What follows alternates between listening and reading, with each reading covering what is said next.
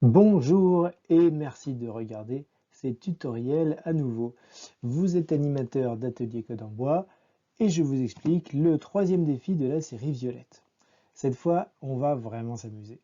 Avec un défi un peu spécial qui va vous apprendre à réfléchir. Réfléchir au sens des mots, à interpréter correctement les instructions données par le manuel. Et plus tard, qui sait, données par un client. Le titre est le suivant, la mitrailleuse à bavette. C'est un clin d'œil au dictionnaire des jurons du capitaine Haddock. Le mitrailleur à bavette, c'est une sorte de soldat de pacotille qui tire dans le tas. Et ici, je vous promets, il va falloir en décocher de la flèche par paquet de 10. Jetons plutôt un œil à la situation délicate dans laquelle s'est mise notre pauvre archer. Il est entouré des quatre côtés par des hordes de squelettes. Le carnet dit: les squelettes arrivent de partout. Il y en a des centaines sur chacune des quatre cases. Tuez-les tous en 4 lignes de code maximum. Donc c'est important apparemment la longueur. Alors on comprend bien qu'on n'a pas pu, pour des raisons bêtement graphiques, représenter des centaines de squelettes sur chaque case. Sur l'image, on ne verrait plus rien, ça ferait un gros tas noir. D'autant que vous-même, vous n'en avez pas tant que ça. Dans votre kit de base, vous en avez, je crois, une dizaine d'aimants squelettes. Donc vous pourrez en mettre sur le tableau peut-être 3 ou 4 par case au mieux, mais le principe restera le même. 4 lignes de code, ça n'est pas beaucoup non plus. Vous allez voir que, en général, les gens comprennent très vite que sur ce défi, il faut tirer et tourner. Voilà, ce sont les deux principales choses à comprendre. Là-dessus, aucun problème, mais le diable est toujours dans les détails. Vous allez voir. Alors, voyons, je vais vous présenter un petit peu ce qu'on a souvent en tant qu'animateur sur ce défi-là. Voilà quelque chose qu'on va régulièrement observer de la part des participants. Un programme donc, qui fait une erreur majeure pour le coup sur le principe des boucles.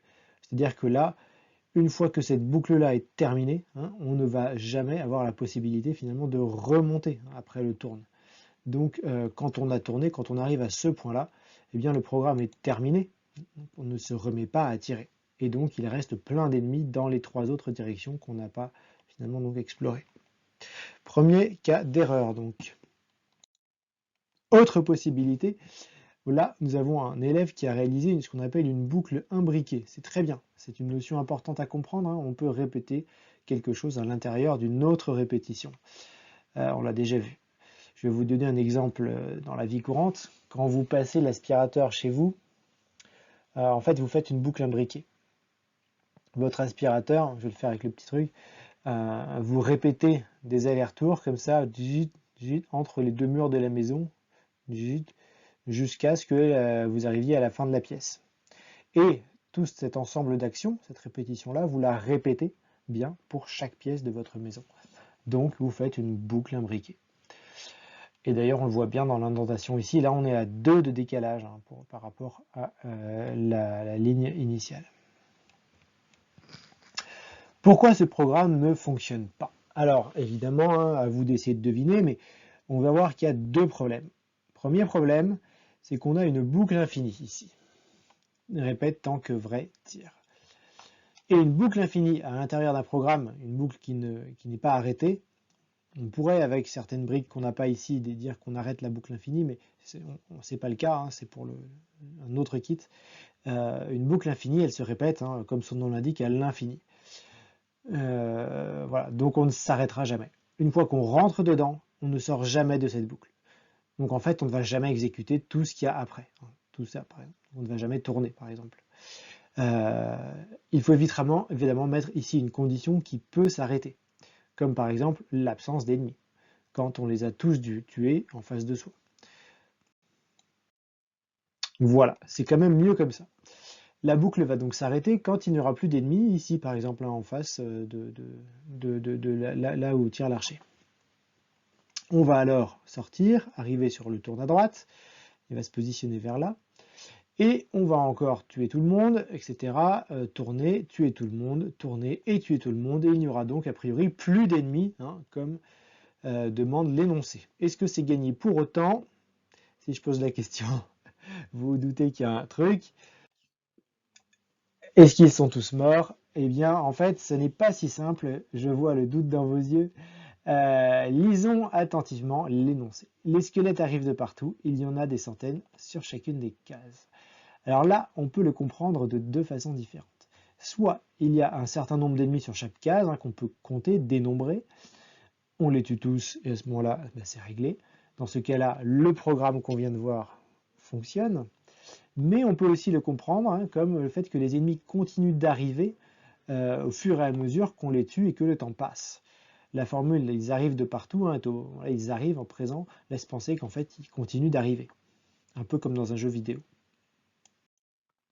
À ce moment-là, le programme qu'on a fait ne marchera pas. Imaginons là qu'on a tué tout le monde à l'instant T, mais au moment où on tire sur ce dernier ennemi, là, eh bien, il y en a deux nouveaux qui apparaissent derrière nous.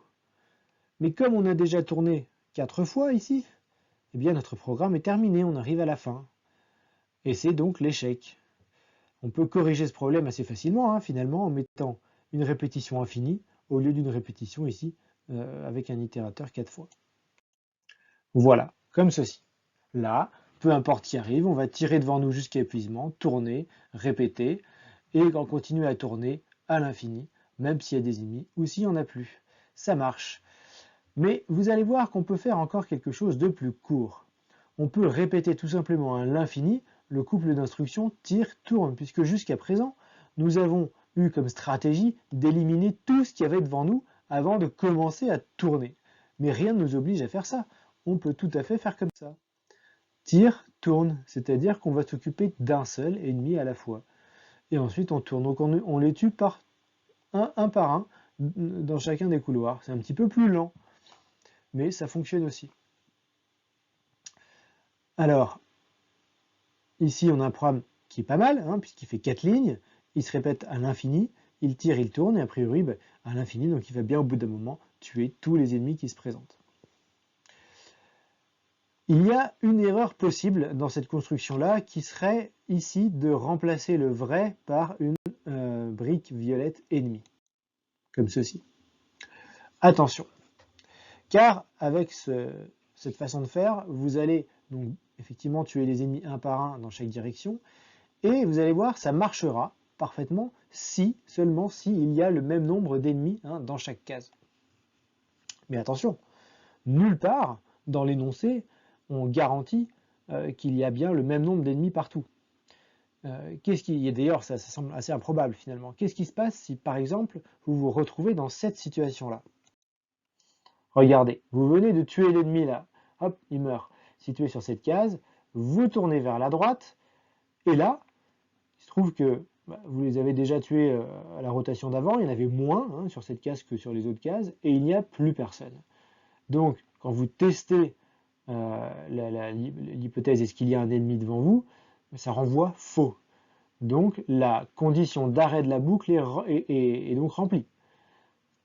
Vous allez à ce moment-là à la fin de la boucle, et comme il n'y a plus rien, le programme s'arrête. Échec encore, parce qu'en fait il y avait bien encore 3 ennemis derrière vous et au-dessus de vous. Donc le programme, pour récapituler, qui marche, disons, à tous les coups, et qui est aussi le plus court, en fait, qu'on a vu, il reste celui-ci, répète vrai, donc une boucle tant que vrai infinie, qui tient en 4 lignes, et c'est bien ce qui nous est demandé. Vous voyez, c'est donc pas si facile. Il est important de bien comprendre l'énoncé, de sous-peser le sens de chaque mot pour ne pas se tromper. Rien ne remplace l'essai en situation réelle d'ailleurs. On se plante souvent car on réfléchit de façon peut-être trop théorique sans se confronter à la réalité, à l'utilisateur, ce qu'on appelle.